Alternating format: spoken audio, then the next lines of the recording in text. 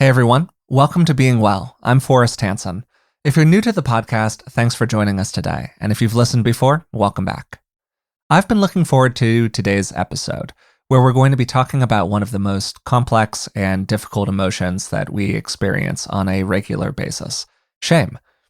To help us do that, I'm joined as usual by Dr. Rick Hanson. Rick is a clinical psychologist, best-selling author, and he's also my dad. So Dad, how are you doing today? I'm good and very much looking forward to this topic. Yeah, I think it's going to be a really great one. And before we get into it, I want to do a couple of quick reminders here. First, remember to subscribe to the podcast on whatever platform you're currently listening to it on.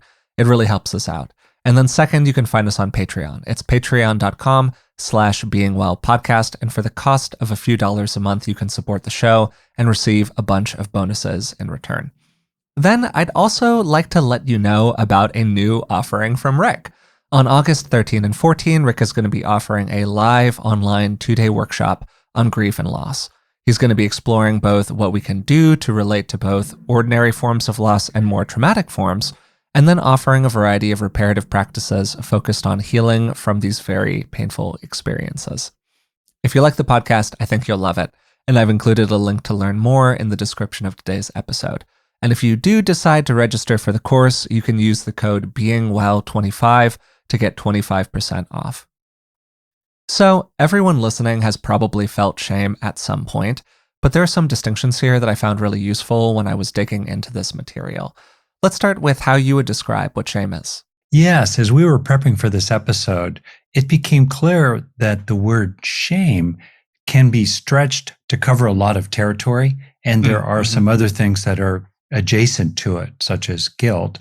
So I'm going to start with the biological roots of shame in our primate, hominid, and human heritage in terms of the sort of original evolutionary essence of why did we evolve this emotion? Why is it adaptive to experience intense and emotionally really uncomfortable experiences of shame? What in the world is that about?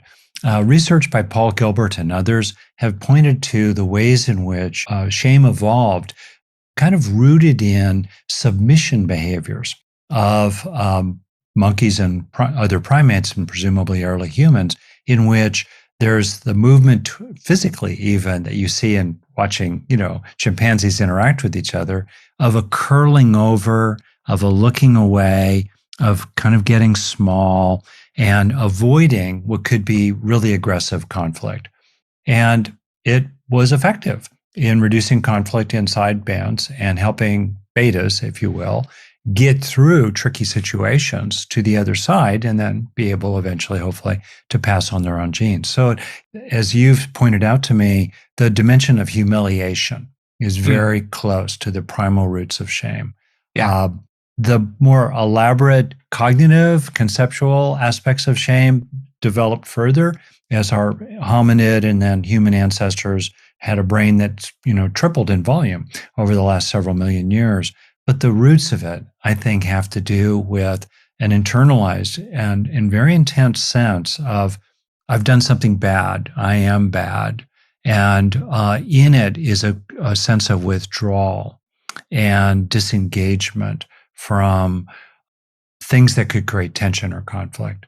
It's a message to other people in terms of its functions, not just a very painful experience.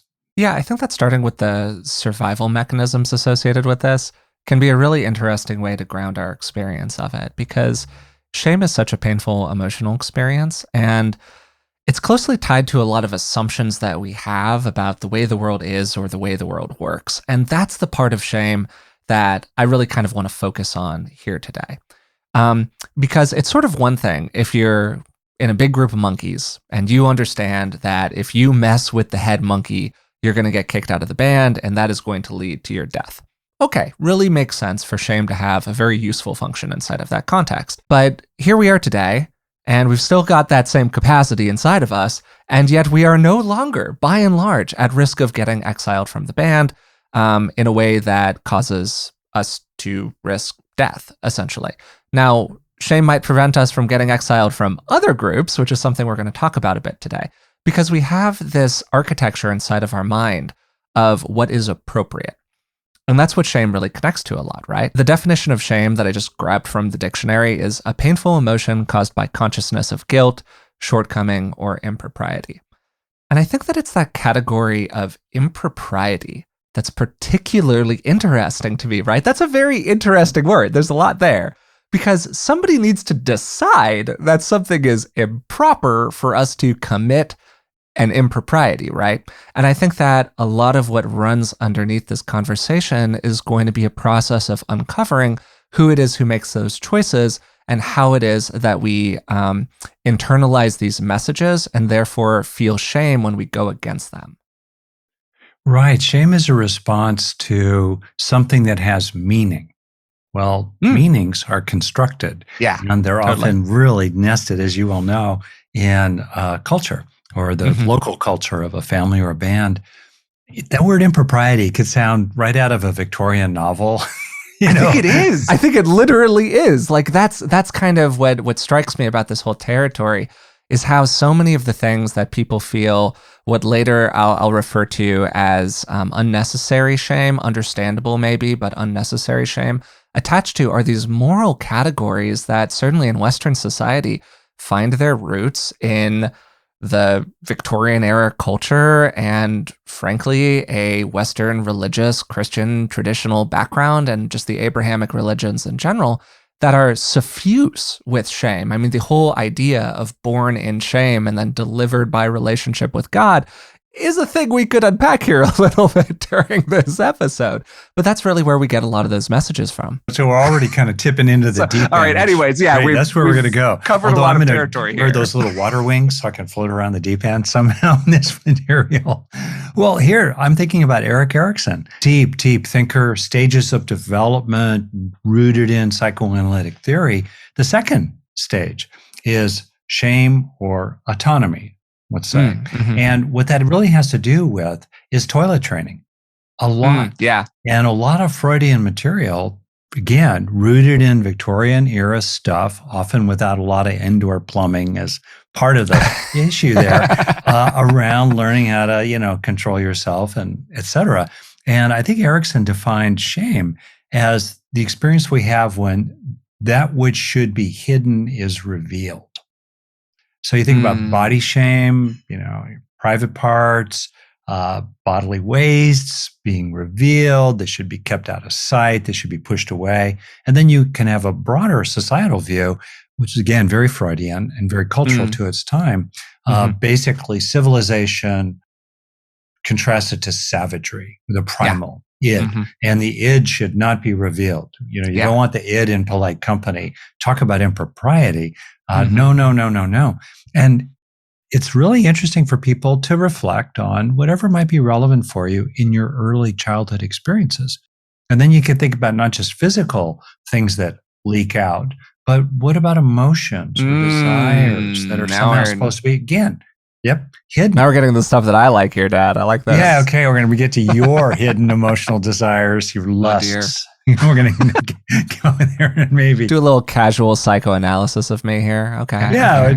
That's right. It's what we do. Of course, you could always turn it on me. At this point, you're very equipped to. Oh, thank you, Dad. Thank you. I moonlight. I moonlight sans licensure, which is always a very dangerous spot to be in. Quick little point. So here we have this notion of there's like bad stuff, whether it's nasty desires. Or whether the bad stuff are thoughts you have. And here's where it gets really interesting, because if a lot of what we're ashamed of is the bad stuff inside, what happens if a child or let's say an older, young person is abused? And then there could be a sense of having been contaminated unjustly by something terrible and unfair that happened to you. And now the bad thing is inside you that you are ashamed of. And there can be a very short hop from being really mistreated to feeling that somehow you are contaminated in the process. And so you carry the shame of having been, let's say, molested. Well, why would there be any kind of shame in being molested as a child? And yet there's a way in which the primitive brain just makes that association. Yeah, and what you're really emphasizing about that is how unfair that emotional experience is for that little kid, right? Yeah. Yeah. Deeply painful, profoundly unfair, Yeah. not their fault, and yet this shame arises. And I think that that's something that stands out about shame in general, that it's often a very unfair emotional experience. Sometimes, yes, we are ashamed for things that make sense. We did a bad thing. We had a thought that was truly unusual and inappropriate in its nature. And maybe even more importantly than just like having a thought, because you don't want to be the thought police to yourself here. We all have thoughts. Thoughts are weird. The subconscious is a strange place. We've talked about that on the podcast a lot. But it's if those thoughts turn into inappropriate actions out in the world, that's when it really starts to make sense to experience some guilt or to experience some shame. And that then takes us to an important distinction here between guilt and shame. And some of this material, for the record, I'm getting from June Tagney, I think is how you say her last name, of George Mason University. She's a professor there. She does a lot of work on guilt and shame. Some of the important distinctions are that guilt, for starters, looks outward. You feel bad for something you did out in the world. Shame, on the other hand, tends to look inwards. People feel bad about themselves. I'm a bad person for having done this. So it's a very self-oriented behavior. There's a lot of selfing in shame. And because of that, there's this sense of worthlessness that can be attached to it. Because when people feel shame about who I am, they want to hide that from other people. So it's extremely isolating, and it can also be a bit calcifying. Guilt, if it's directed appropriately, if we really did do a bad thing and we actually do feel guilty about it, there's this experience attached to it, almost always, of wanting to make it better, right? Wanting to make amends for what you did. So there's a movement that can be associated with guilt. But with shame, there's very little movement. You just are bad and you're always going to be bad, and that's just the way things are. And you want to disguise that badness or hide it from others. So it's both highly isolating, it's very, very painful, and it generally doesn't get us anywhere. Like, we don't become a better person by and large because we're ashamed about something. Yeah, great summary, Forrest. And I think back on something I said to someone when I was the ripe age of maybe 24, and with the infinite wisdom of a 24-year-old. And I'm well acquainted with it. It was partially true. And she was someone who felt very guilty much of the time. And even around little things, like she was so painfully self-conscious that she might hurt somebody or do something. And I said to her, when you feel guilty, someone is lying to you, including yourself. And I think that might be true for most people, maybe 80% of the guilt they experience. There's been a lie that something is an inviolate standard. You must never do X, or you must always do Y. Well, that maybe is true, but often it's not actually true. Or that you ought to feel that you did something that was a moral fault rather than an opportunity for skillful correction. Again, a lie. So I just kind of want to put that out there. And I think it's, especially for people who have grown up in a culture of guilt, often with a religious framing around it, or maybe a cultural framing around duties to elders, duties to parents, duties to lineage, that somehow, that's part of the package that a person has internalized. Today's there's the opportunity as an adult to step back from all these various beliefs or rules or standards. Step back from that and ask yourself, is somebody lying to me here? Am I lying to myself? Lying is a strong word. I'm using it partly for effect, but take a fresh look. You really have the right to do that. And then related to what you just brought up earlier, where's the place for healthy remorse? Where's the place for moral sensibility? I mean, is some shame appropriate? Is some guilt appropriate? Is that a question? Yeah, was that a question directed at me? It's a layup for you to just sort of go, well, there are different categories of guilt and shame, by the way. Well, good segue, Dad. Professional podcasting over here. So we got these different categories. And I do think that there absolutely are times where it's appropriate to feel remorse for something that we've done. So to separate them out a little bit, just to emphasize again, guilt is about behavior. It's about what you've done. Shame is focused on who you are, and it can be attached to a behavior, But the idea is that your behavior is now saying something about you as a person. And that's where shame comes in. So yeah, I think there are absolutely times where somebody experiences what I'll call understandable guilt or understandable shame. Understandable guilt is when you did a bad thing and you feel bad about it. You're experiencing remorse. You're trying to repair. You want to do better. Great. Understandable shame might be a situation where because you did something that was truly inappropriate, you then have these natural feelings that arise inside of the body connected to what that behavior says about you. And we can go through an understandable process of looking at an assault to our moral identity in that way and try to reconcile it inside of a broader framework, not by making excuses about it, but just by understanding its context, who we were at the time, the ways in which the world was pushing on us, our pursuit of better in the future, and what that says about us morally, maybe. All of that can be kind of more integrated into it. So that's one big category, right? We've got those understandable guilt, understandable shame. And then we have the more unnecessary forms, when you did something really pretty normal, but you feel guilty about it for some reason, or because somebody else, as you were saying, that is making you feel guilty about it. And then we've got this category of unnecessary shame, which is where we have probably pretty appropriate and understandable urges or impulses, feelings, desires, whatever. They bubble up in the mind. But for some reason, we feel a lot of shame attached to it. And the shame then prevents us from expressing that desire or acting on that impulse. And that's the category that I personally find really, really interesting. Because that's the category that's most prominently attached, I think, at least, to all of that stuff that we were talking about in the introduction. Say more. Can you give a concrete example?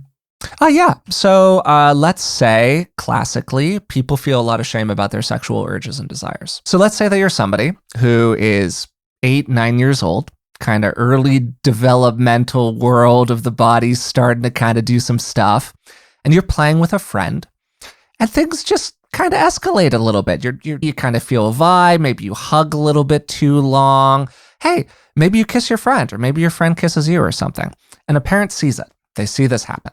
And then later you walk on in, the friend has gone home, and the parent says, wow, little Timmy, wow, little Samantha, wow, little Benji, that was not something you should have done. Don't do that. You're not supposed to do that with people right now. Whatever the explanation is, the communication is you're not supposed to do that. Whoa, like apply the brakes. And not only are you not supposed to do that, but what you are doing goes against our underlying beliefs about the way that people should be in the world. What you did was kind of immoral by doing that. Wow, you should feel bad about that. That's an experience that a lot of people have, right? Very, very common experience. Mm-hmm. Early on, you get bumpy with physicality into another person, and wham, the world comes down on you hard. What do we do with that? Let's say, in addition, that you were raised inside of like a relatively, I think it's appropriate to attach this to some more conservative environments or more religious environments, where in addition to that, there's a lot of loading on abstinence.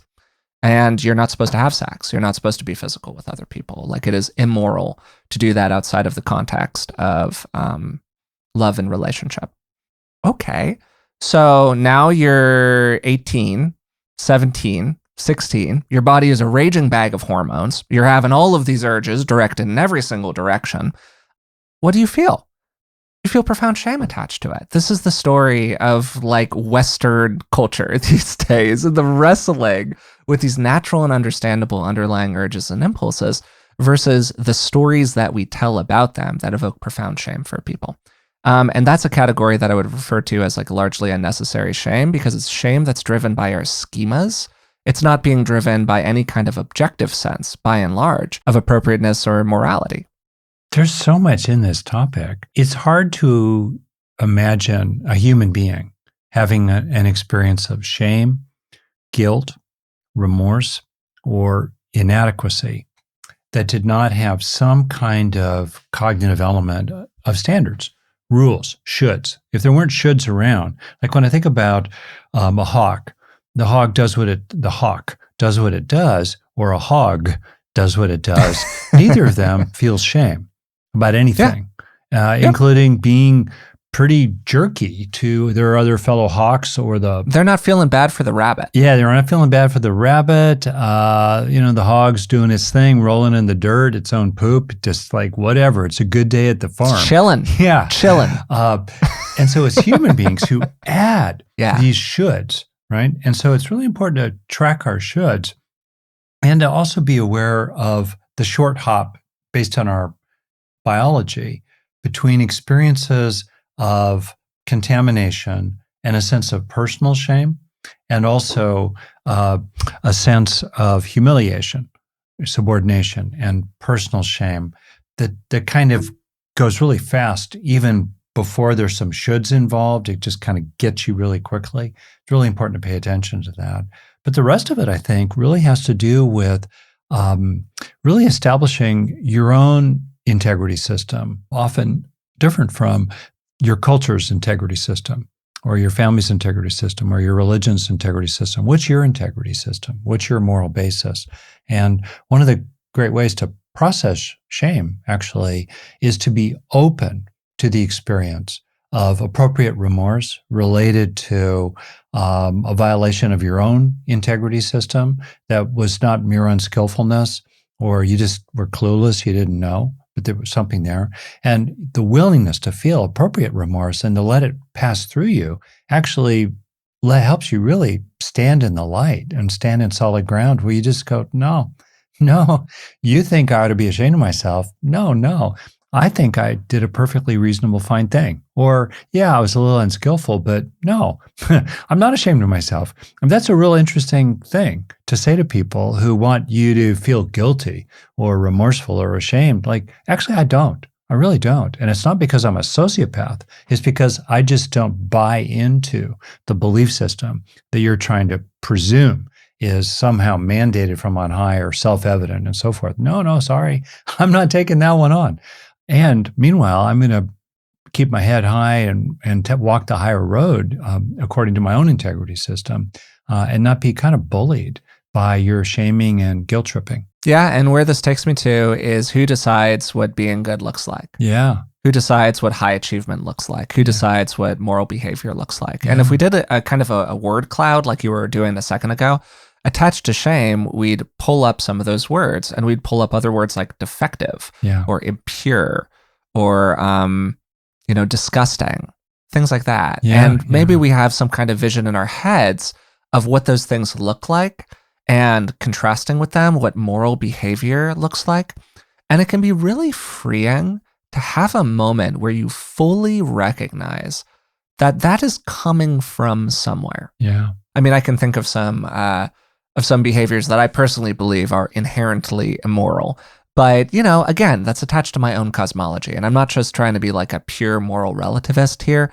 But I do think that with these big systemic things that people often feel shame about, including their understandable impulses and urges, we really need to house them in this broader understanding and context of the fact that we are internalizing messages about what appropriate and inappropriately looks like. And those messages are by and large coming from authority figures of different kinds.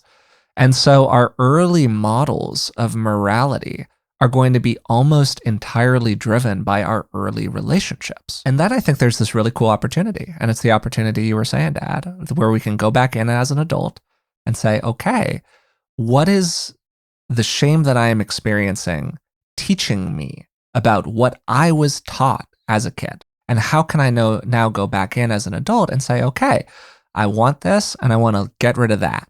And now I'm making agent choices about my shame and my morality, as opposed to being just a fly on the wall that happened to be absorbing this stuff. You're making me think about disgust.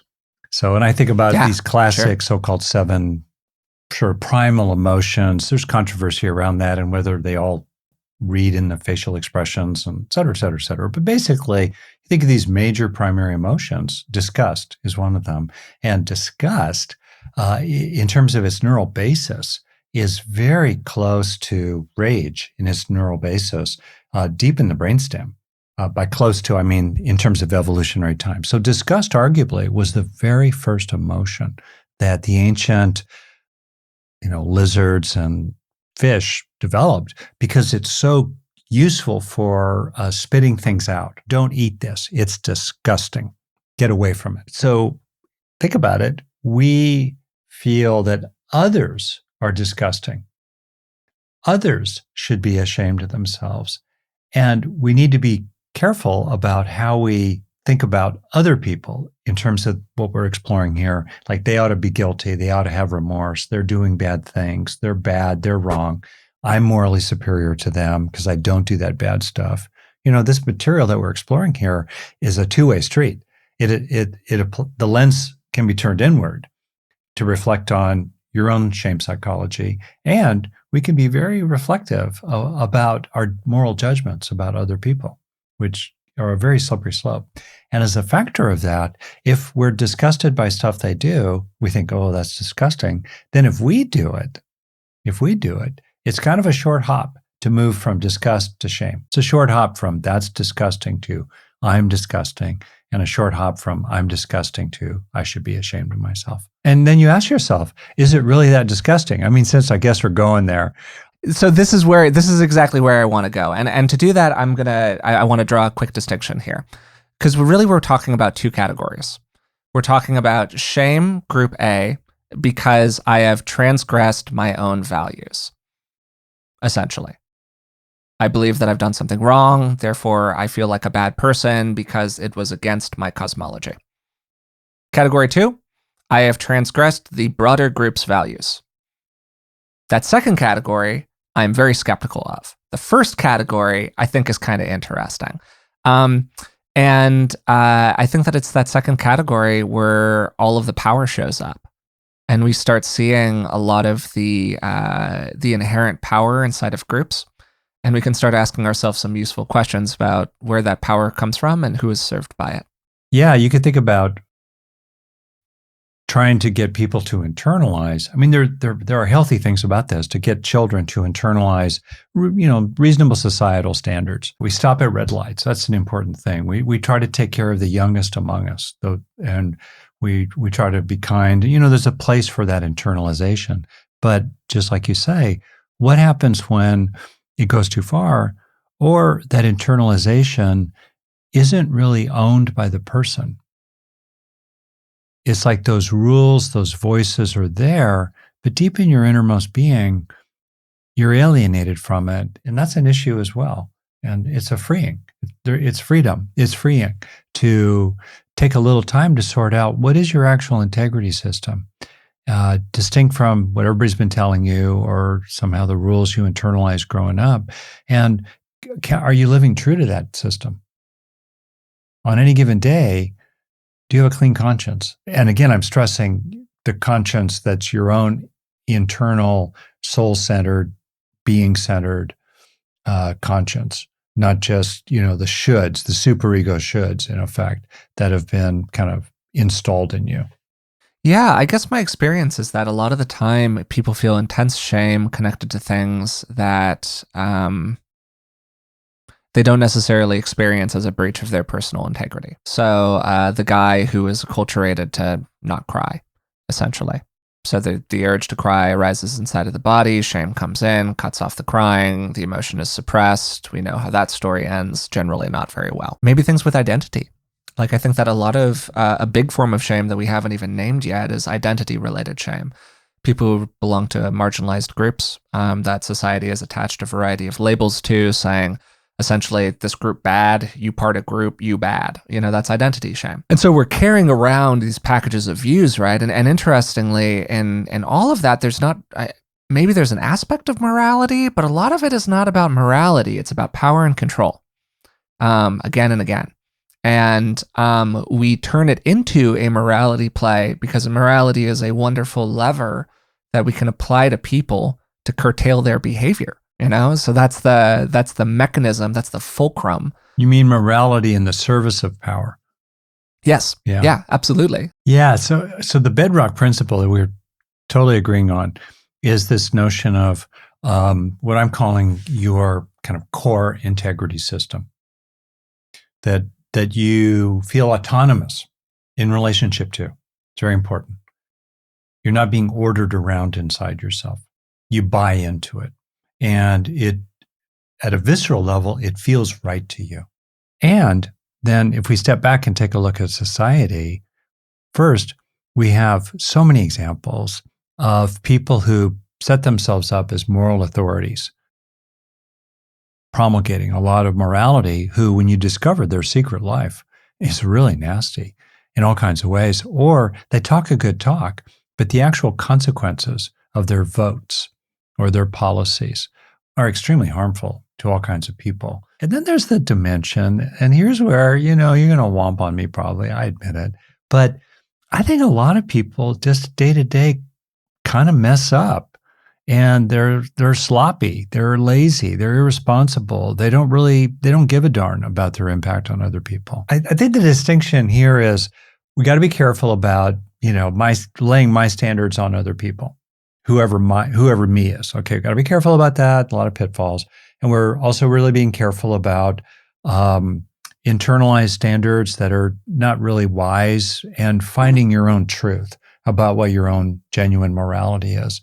I think a lot of people have not taken the time to locate their own personal morality, their own core integrity system. I just want to say there's a balance. On the one hand, we don't want to be excessively guilt-ridden by the internalization of societal standards that are driven at bottom by power structures, let's say, that are not really on our side, on the one hand.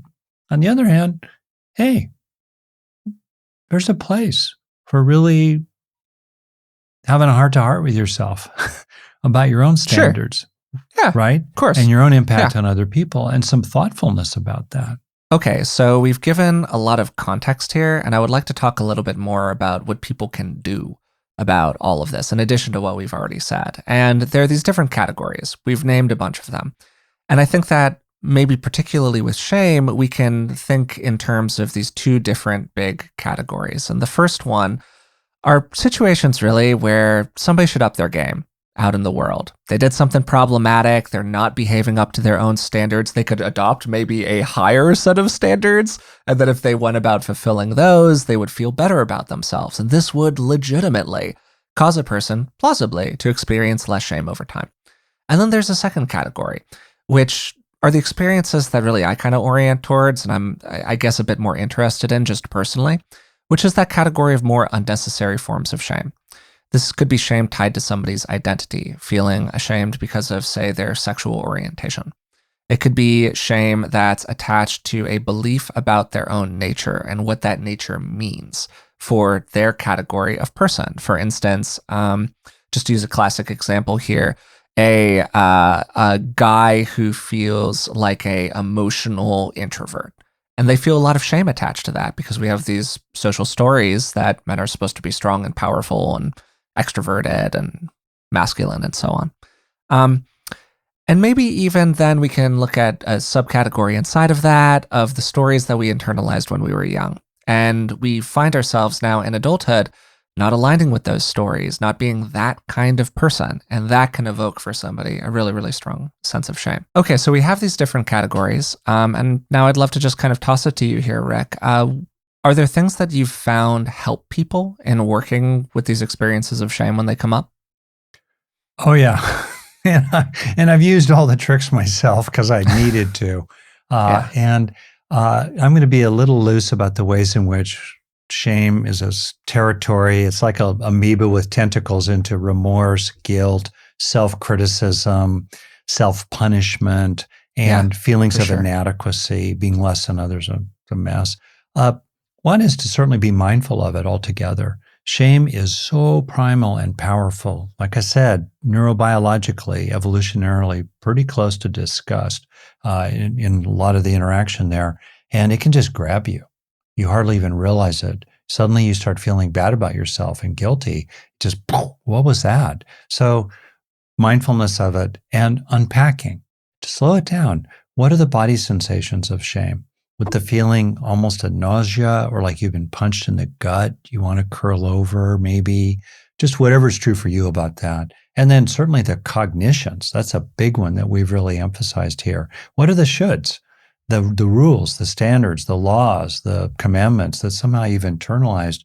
And it's it's bad to violate, and including you are a walking violation, let's say, Yeah, maybe related to for sure. sexual identity of, those standards. So try to really unpack it. Second, it's shame and a lot of these are socially referenced emotions. Mm-hmm. They evolved in community, and therefore their healing is in community.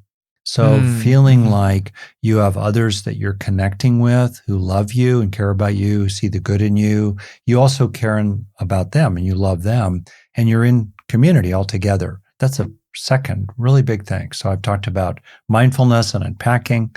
Second, I'm emphasizing community and relationships, including special beings who affirm you and see value in you and good in you, not because they're flattering you or working you for some prize they want, but because they genuinely witness in you that which is good and worthy. That's really important. Mm-hmm. Third, and you and I, one of the best chapters, I think, in our book, Resilient, is the last one about generosity, which includes the Yeah. generosity of forgiveness and especially self forgiveness. That material is really, really good because there is a process of self forgiveness when we are grappling with shame, in which we sort, because we've been mindful of it, what, if anything, deserves healthy remorse, appropriate wince of, or minimally skillful correction, like I'm going to do differently in the future. Okay. Sort that out, carve it out, own it. Feel good about yourself that you're taking care of that, maybe with some making amends with others or doing the best you can to repair. Sometimes there are things in our life that we can't fix with the person that we wronged back in junior high school. But today, we can go out of our way, let's say for a middle schooler. And then otherwise, no, hey, I've handled that. I don't really deserve to feel bad about who I am. So, in any other area. The last thing I'll say is that uh, without feeling like you need to do this because you're bad in some way, just because it's true. The more minutes and the more days we spend in which we feel, didn't didn't suck too bad today. Actually, I was a decent person today. I showed up. I Yeah. did my job. I was honorable. I didn't have to be a saint, but I was it was a good enough being day.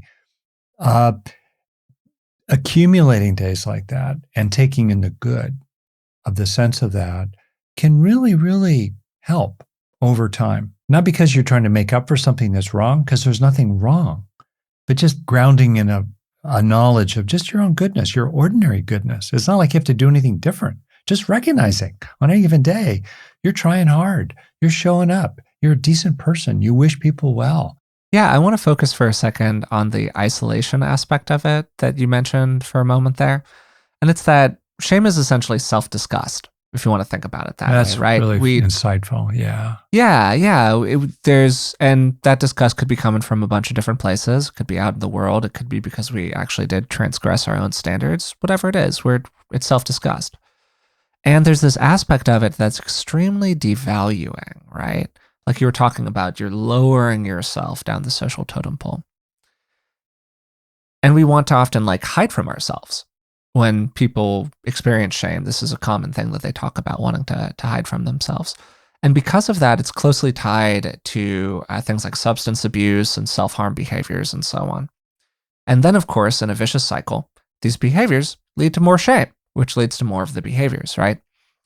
And when we're ashamed of something we did, something we are, something we thought about it, the content is almost inherently unshareable or feels almost inherently unshareable to us. Because if other people just knew the way that we actually were on the inside, they would fill in the blank. They'd leave me, laugh at me, think I was pathetic, hate me. And interestingly, maybe because of this, being able to talk about these things with other people, even if it's just by illusion, because the actual content is too intense to really touch or feel, can actually be extremely freeing because it's the isolation aspect that's so closely tied to the emotional experience of shame. So there's something called a shame proneness scale. Different people vary in how shame prone they are. I think I'm somewhat shame prone, but I'm not super duper shame prone. I think that she would be okay with me talking about this because she's talked about it pretty publicly too. My partner Elizabeth is very shame prone. Shame is an extremely vibrant emotion for her, and often she'll need to really do a lot of pretty deep resourcing practices and really get on her own side and really use all of the tools and really rev herself up to have a conversation with me where she shares something that is a very normal request or a very normal feeling about the way a group of people felt to her that maybe she didn't vibe with for whatever reason, but she feels, quote unquote, like a bad person because the environment didn't feel good to her and she knows that other people were having a good time inside of it, for instance, to give a simple example. And she'll get very emotional. She'll tear up to just give this very normal expression of like, Forrest, I didn't have a great time in this social environment. Like it's not a high leverage communication, right? It's a very normal communication. And even to get there, she needs to really build herself up. But almost always, if she's able to do that and she can express it to me, and then I validate it. I go, oh, yeah, makes sense. I understand how you felt that way. Like, seems normal to me. It is so relieving of that shame experience, right? Because you've had somebody else view the small self, the self that's getting beaten down by all of these powerful shaming impulses internally, and validate and support the small self, raising it up to be able to match that intense voice of self-criticism that is often associated with shame. And so I think that aspect of it, if you're able to get it from a friend, from a partner, from a family member, from following different people on Twitter, if we're talking about social stuff, whatever, then that can be remarkably reparative for people. I am so glad you brought this up, Forrest, really. And it inverts the Erik Erikson thing that we talked about. In other words, it doesn't need to be hidden. Yeah. Right? Erikson's comment that, right, shame is that which should be hidden is revealed. I like that. Yeah. No, actually, everybody has poop. For example. God, Dad, right? Does corn suffer? Everybody poops. We got to release like a series of mugs or coasters or something with Rick Hanson one-liners on them. No. Oh my goodness. Yeah. I mean, we could do an episode, we really probably ought to at some point, about sex. But as a therapist, one thing I've learned is that sort of the normal range of food preferences, let's just start there, is pretty wide. The normal range of sexual preferences is 10 times wider. Mega wider. Just because, mega wider, particularly when you really burrow into or just reveal just the inner workings of people's minds, the thoughts they have as they're walking down the street. There's a lot of stuff going on in there. And maybe in some ways, this episode in part is speaking about honoring the primal. Like, yeah. For real. Yeah. The basement, the savage stuff, or I don't even want to call it that because that's pejorative, just original nature. It's okay. We all have it.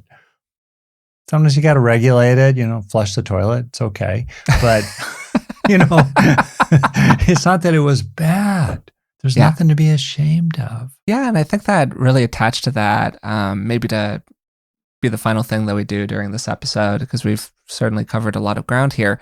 One of the practices that's been extremely useful for me personally is this idea of working with your shame story. And I think that what happens is that we develop a story about ourselves, about other people, about the world. And we interpret so much through the lens of that story. So attached to that, we can do this process of kind of reverse engineering where it came from, so we can then make a more active choice in the here and now about whether or not we want to hold on to it. So here are some questions that have been kind of useful for me. And the first is, what are the big themes in your shame story? What are the categories of thing that activate a really strong feeling of shame for you? Are they, as we've said a few times during the conversation, are they sexual in nature? Are they relational? Are they about your identity? What's the category that we're dealing with here? Are they about what you're actually doing out in the world and and you do feel like you're not doing as well as you could be. Great. Yeah. What's the category? Then, when did that association start?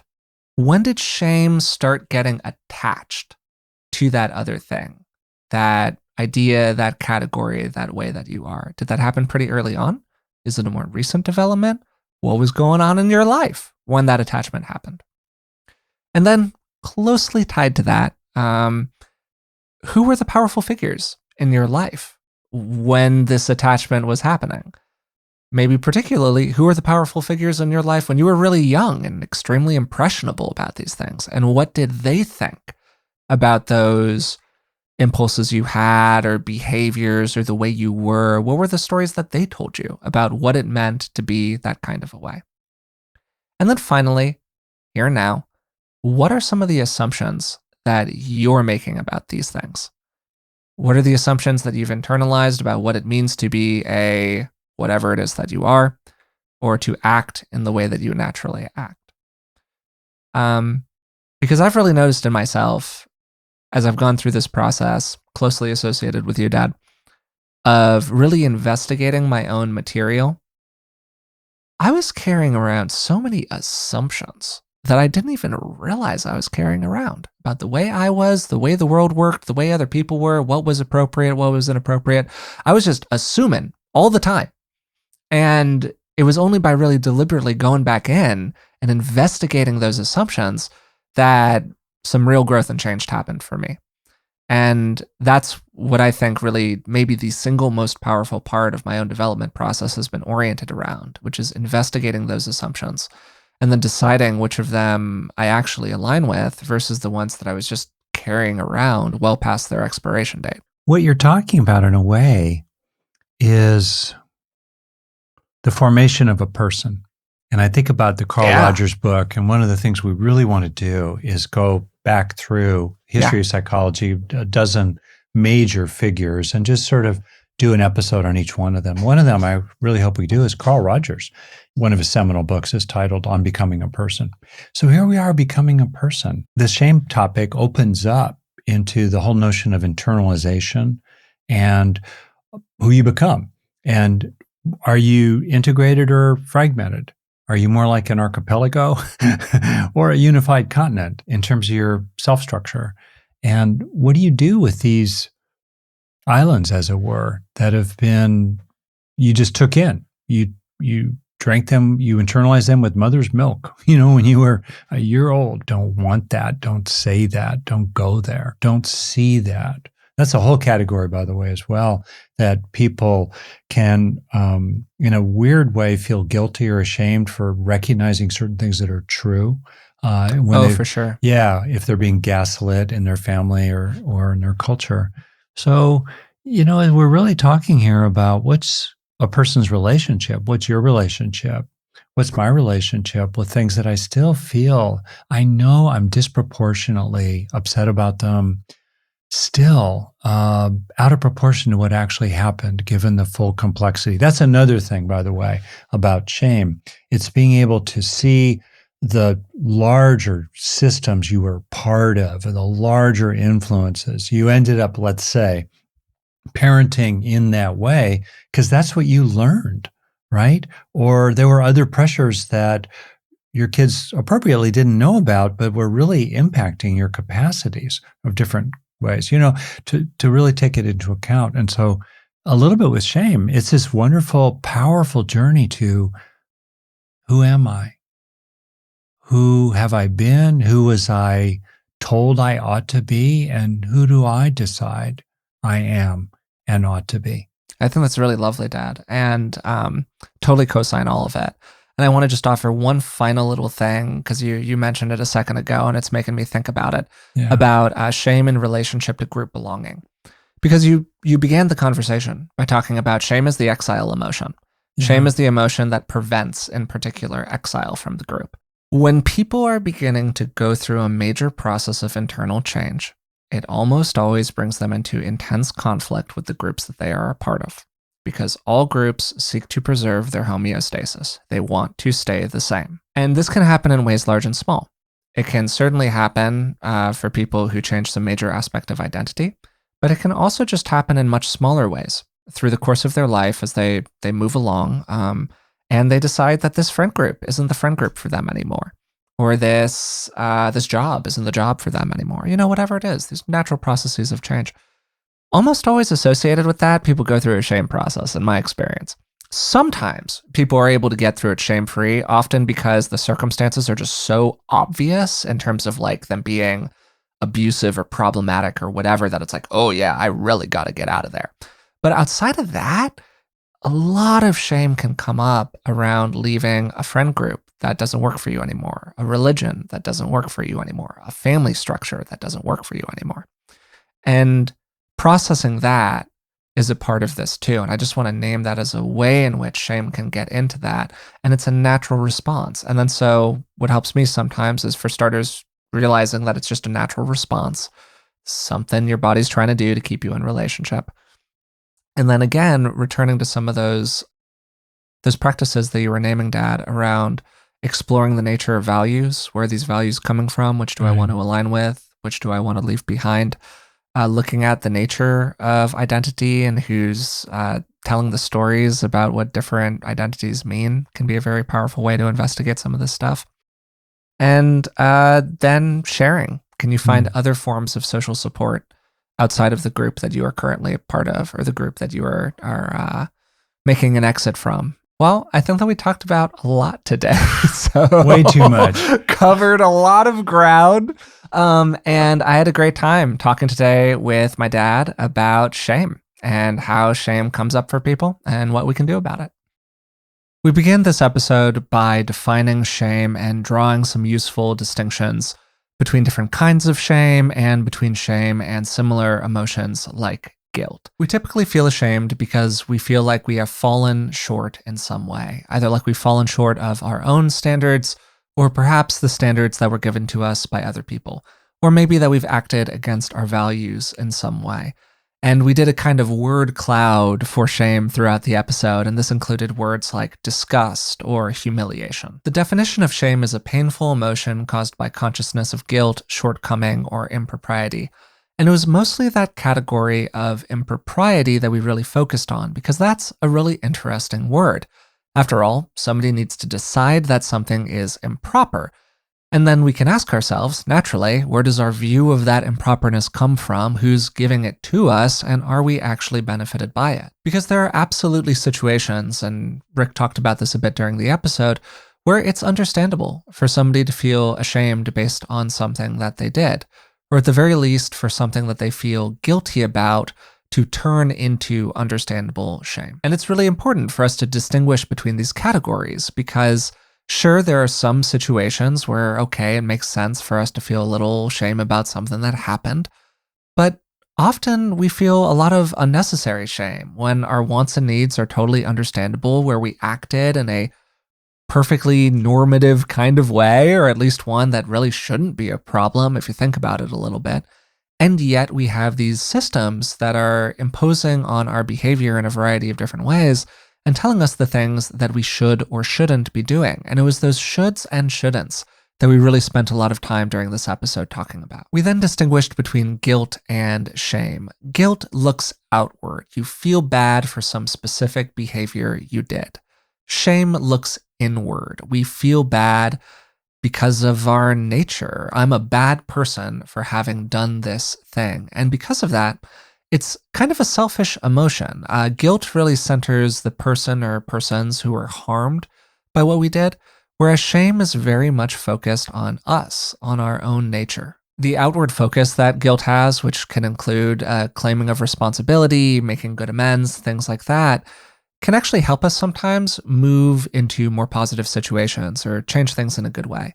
But shame very rarely does that, because it is such a personal and almost private emotional experience.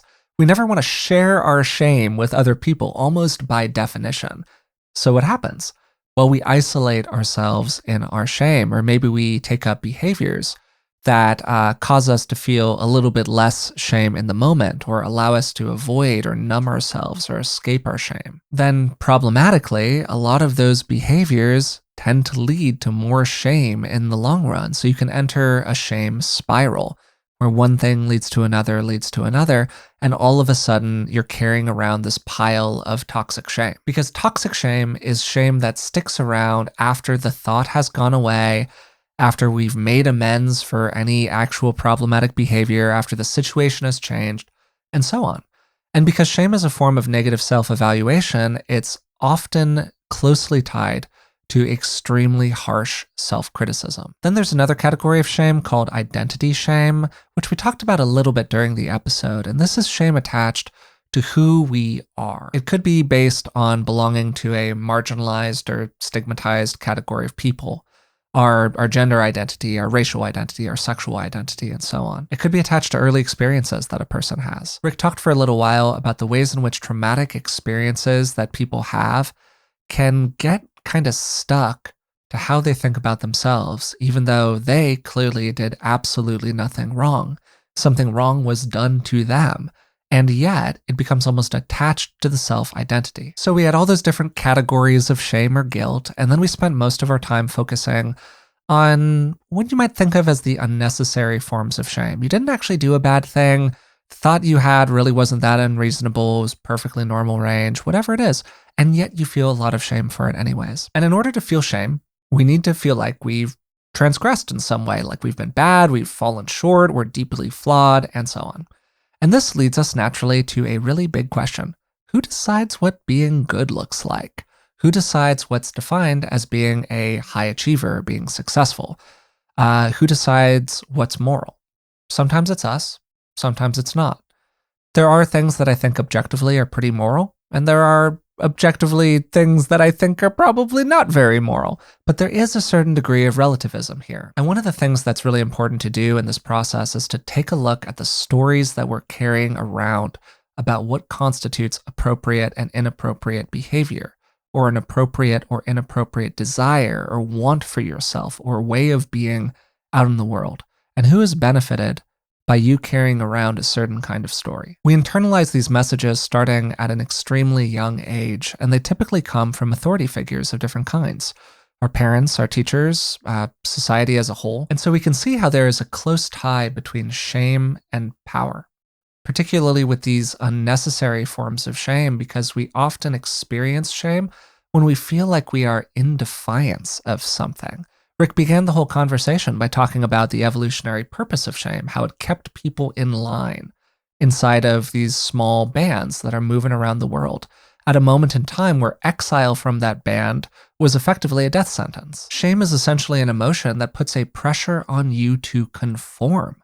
So whenever you're not, well, it's natural that shame would be activated. And so we can go through a deliberate process now as adults, looking back on our shame story, asking ourselves questions like, what are the big themes and what causes us to feel shame? When did the attachment of shame to those themes begin? Who are the powerful figures who told you stories about those themes and about shame as a whole? And what are the assumptions that you're still making today about the way that the world is, the way that you need to be? And then we can go through a deliberate process and we can make active choices. You can look at something and go, yeah, that actually is my moral code. And you know what? I actually have kind of fallen short of it, and man, it would probably be appropriate for me to change my behavior in some way. Or you can say, screw that, that's not me, that was given to me by somebody else, and I am carrying around this message that I do not want to be in alignment with. And yes, that's going to create some bumpiness, it's going to put pressure on my friend group, it's going to maybe cause me to seek out a different, more supportive group of people. But whatever it is, I don't want to carry that story around anymore. And I don't want to feel ashamed for that thought that I'm having, that aspect of my nature, and so on. And one of the things that Rick and I emphasized in the conversation several times was the importance here of community, of being in relationship with people that you feel comfortable telling a little bit, just enough of that shame story to. So it's kind of like gently cracking the lid on a soda that's been shaken one too many times, and you can let a little bit of that fizz out of the bottle, because shame is such an isolating emotion. It causes us to withdraw inside of ourselves. We feel like these are the darkest aspects of our person and we just can't share them with anybody else. And it's striking that so much of the repair then comes through relationship. Maybe you can just tell it to a therapist, maybe you can just tell it to your closest friend. But if you can share it with someone, There's often a lot of relief in that. That's it for today's episode. If you've been enjoying the podcast, I'd appreciate it if you would take a moment to subscribe to it. And hey, maybe even tell a friend about it. It's probably the best way we have to reach new people. Also, you can leave a rating and a positive review. And hey, might as well find us on Patreon too. It's patreon.com/beingwellpodcast. And for just a few dollars a month, you can receive a bunch of bonuses, things like expanded show notes, transcripts, and ad-free versions of the episodes. Until next time, thanks for listening, and we'll talk to you soon.